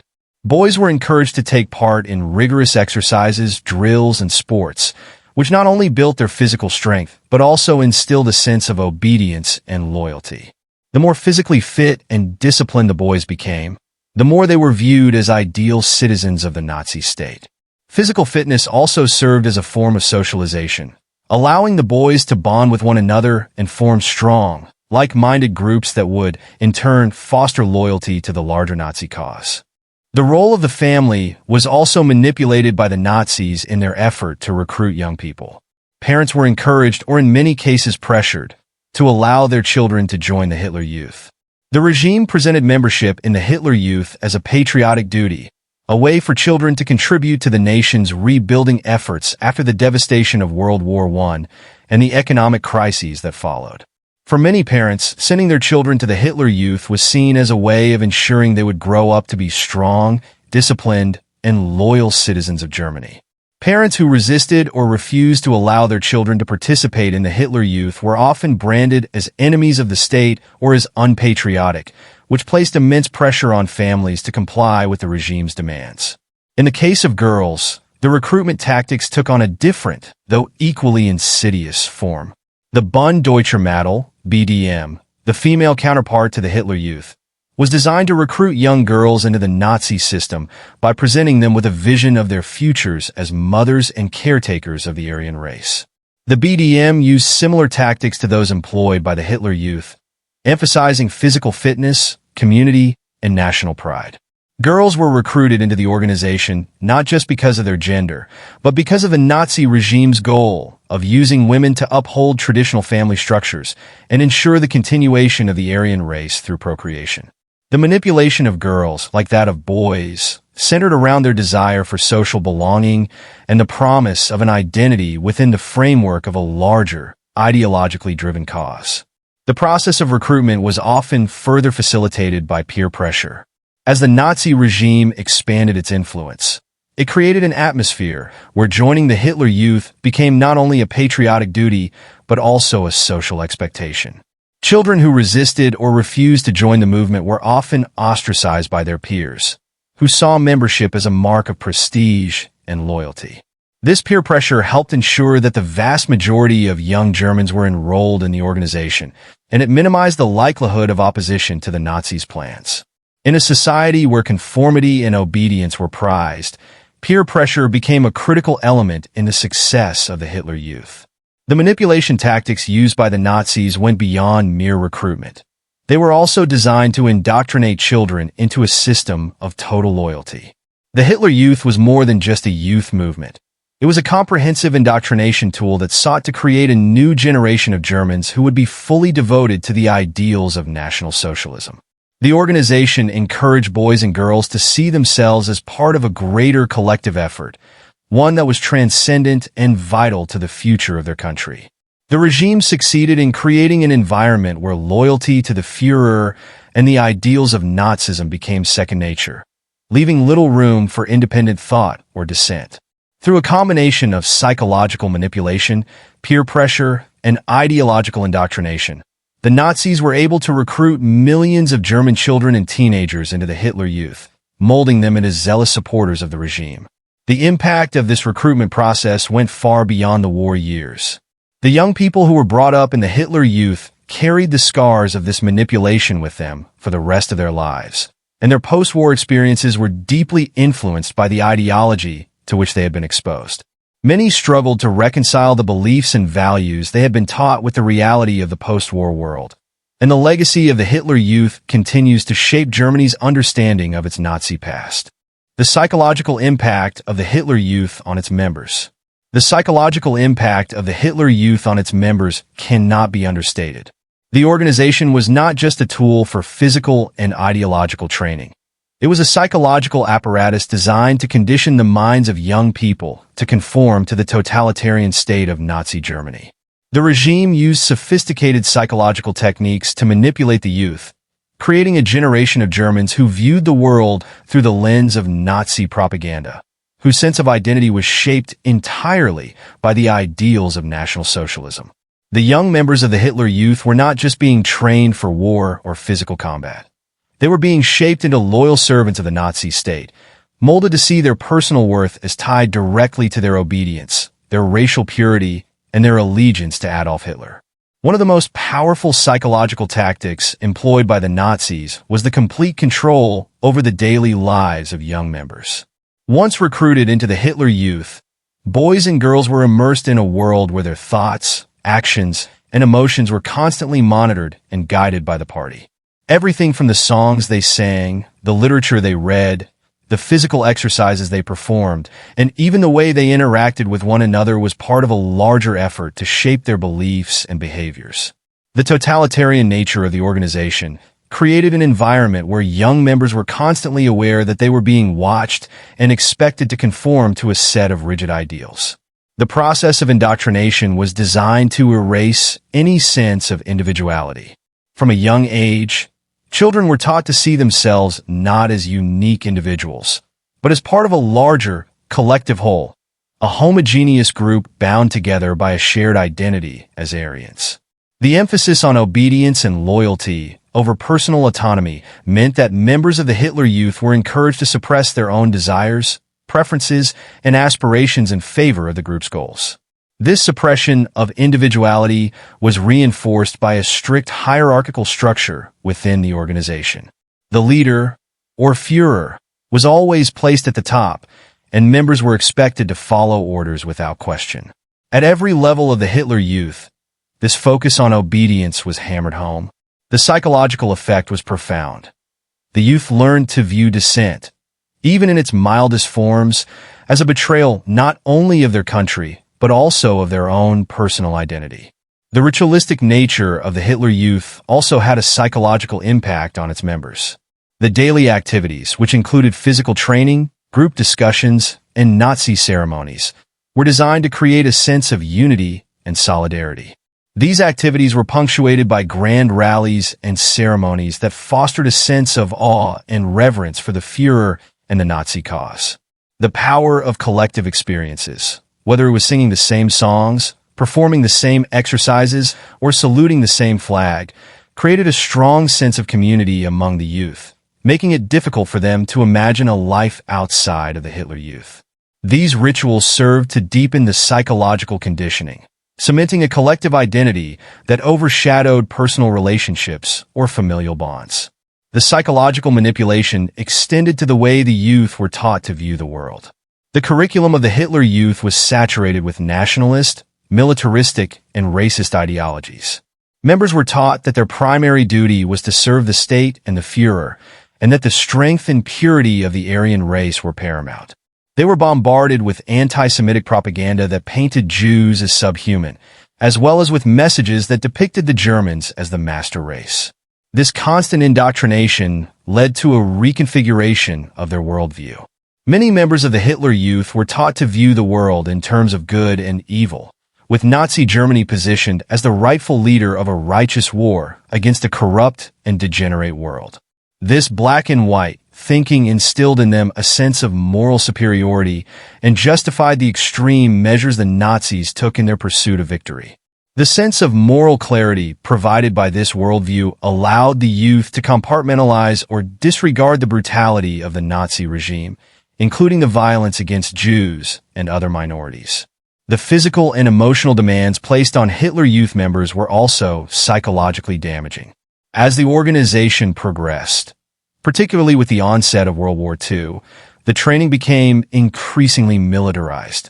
The boys were drilled in military tactics, given weapons training, and conditioned to view violence as a necessary and noble part of their duty.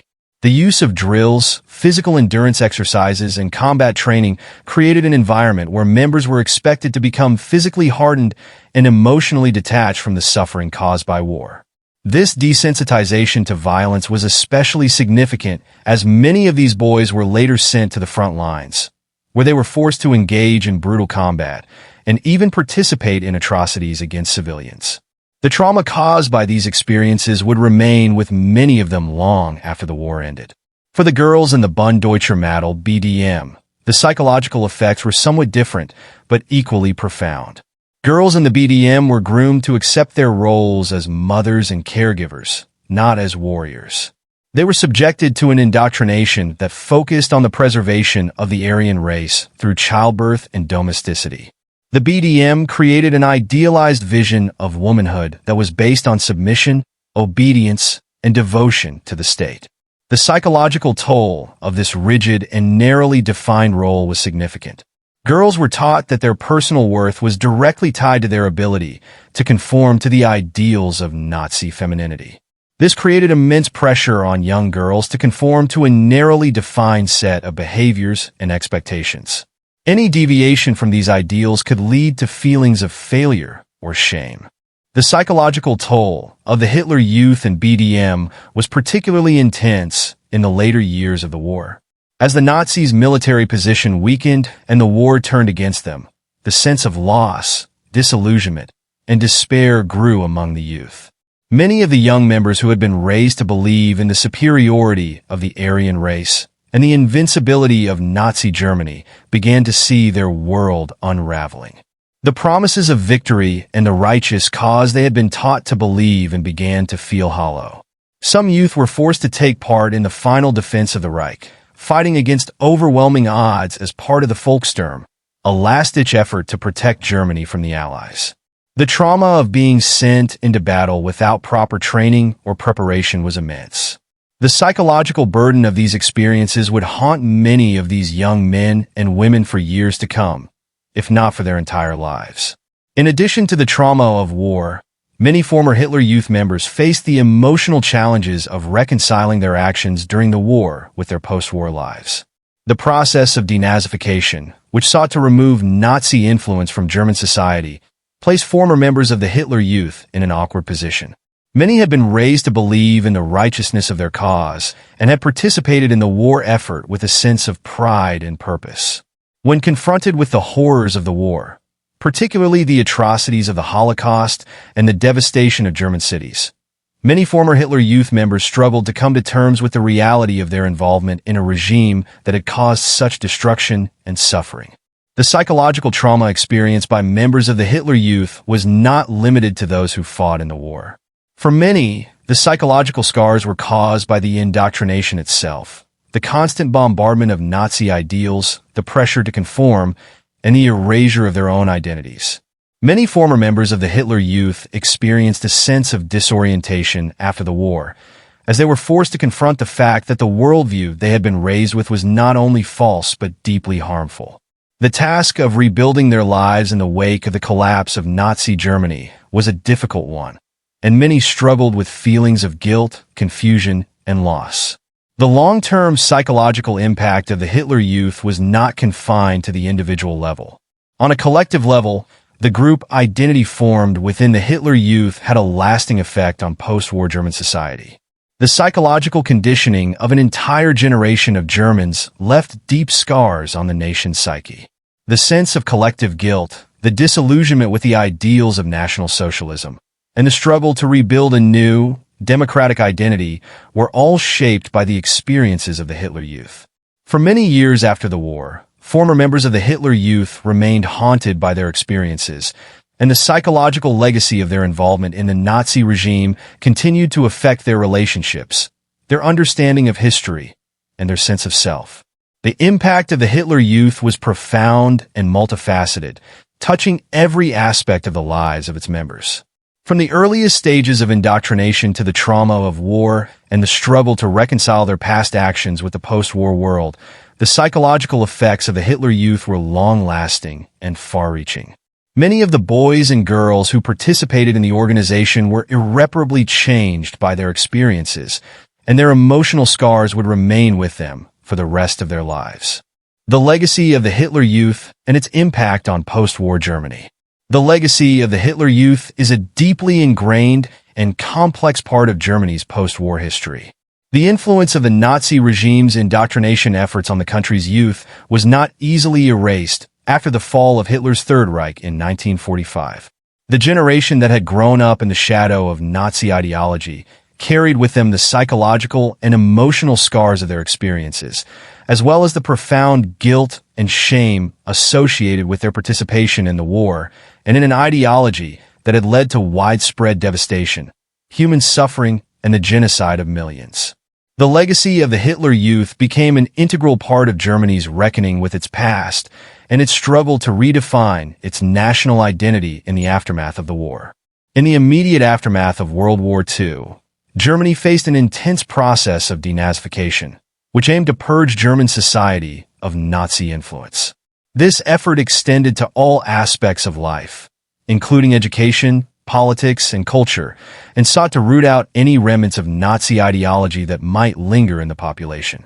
Former members of the Hitler Youth were among the many individuals scrutinized during this process, as their involvement in the Nazi regime and their participation in the youth movement were seen as direct links to the larger machinery of oppression and war. However, the denazification process was far from straightforward. The line between indoctrination and personal responsibility was often blurred, and many former members of the Hitler Youth were forced to confront the fact that they had been active participants in a totalitarian system without fully understanding the moral implications of their actions at the time. The first generation to grow up under Nazi rule had been completely immersed in the culture of the Third Reich. Children had been socialized into the values of the Nazi state from a very young age, and the result was a generation whose worldview was shaped by propaganda, militarism, and nationalist ideals. The challenge for post-war German society was not only to address the atrocities of the Nazi regime, but also to rebuild the country in a way that would allow future generations to break free from the psychological and ideological shackles of Nazism. For many of those who had been part of the Hitler Youth, the road to self-reflection and reconciliation was long and painful. Many struggled to understand how they had been so deeply involved in a regime that had perpetrated such horrors, and this struggle became an integral part of the collective memory of post-war Germany. One of the central challenges for those who had been members of the Hitler Youth was coming to terms with the collective guilt associated with their actions. Many former members had been raised to believe in the righteousness of Nazi ideology, and they were often swept up in the fervor of nationalism and militarism that the regime promoted. They had been taught to see themselves as part of a heroic and superior race, and the idea that they had been duped into serving a regime that committed such unspeakable crimes was a difficult truth to accept. The emotional burden of this realization created a deep sense of shame and regret among many former members of the Hitler Youth, who found it difficult to reconcile their past actions with the peaceful, democratic values of post-war Germany. The legacy of the Hitler Youth was also shaped by the way in which the post-war generation perceived the past. For many in the younger generation, the horrors of the Nazi era were incomprehensible. They had not experienced the war firsthand, and the war's impact on their lives was more abstract. As a result, there was often a sense of disconnection between the experiences of the older generation, particularly those who had been involved in the Hitler Youth, and the younger generation, which was focused on rebuilding the country and moving forward. However, this disconnect created tensions within German society, as the war and its aftermath loomed large over the nation's collective memory. The challenge for the younger generation was to understand the gravity of the crimes committed by their parents and grandparents, and to navigate the complexities of their nation's past without falling into the trap of denial or historical amnesia. In some cases, former Hitler Youth members were able to reflect on their experiences and embrace the new democratic values that emerged in post-war Germany. Many found ways to distance themselves from the ideology they had once embraced, and some even became vocal critics of the Nazi regime. However, the psychological scars of their involvement in the Hitler Youth often made this process of reconciliation challenging. For some, the memories of their time in the organization remained vivid, and they struggled to come to terms with the consequences of their actions. The guilt, the shame, and the trauma of having been part of an institution that had played such a central role in the atrocities of the Holocaust created emotional burdens that could not be easily shaken. Moreover, many former members of the Hitler Youth found themselves in a state of moral confusion after the war. Having been raised to view loyalty to the Führer and the Nazi state as paramount, they were suddenly forced to confront a world that was entirely different from the one they had known. The collapse of the Nazi regime left many disillusioned and uncertain about their place in the world. They had been trained to be warriors and nationalists, but now they were living in a society that valued peace, democracy, and international cooperation. This disjunction between their upbringing and the new reality of post-war Germany led many former Hitler Youth members to question their identities, and they struggled to find a way to move forward in a society that rejected the values they had once held dear. The role of the Hitler Youth in shaping the future of Germany's political landscape was also significant. While the organization itself was dissolved after the war, the individuals who had been part of it played important roles in the rebuilding of the country. Many former members of the Hitler Youth went on to take positions in politics, business, and the military in the post-war era. Some found themselves in positions of power within the West German government, and their experiences in the Hitler Youth shaped their approach to leadership. This continuity of leadership created a sense of continuity between the Nazi era and the post-war period, and it raised important questions about the extent to which the values of the Nazi regime had truly been erased from German society. The rehabilitation of Germany's national identity in the post-war period also posed a challenge. The cultural and historical legacy of the Nazi era loomed large, and Germany had to confront its history in order to rebuild its reputation on the world stage. The process of coming to terms with the Nazi past was fraught with difficulties, particularly when it came to the role of the Hitler Youth. The experiences of those who had been part of the youth movement were often dismissed or downplayed, with many former members struggling to acknowledge the extent of their indoctrination. This denial of the full impact of the Hitler Youth's influence made it more difficult for Germany to fully confront the moral and psychological damage caused by the Nazi regime. In the years following the war, Germany underwent a process of Vergangenheitsbewältigung, coming to terms with the past, which included efforts to confront and understand the psychological damage caused by the Hitler Youth.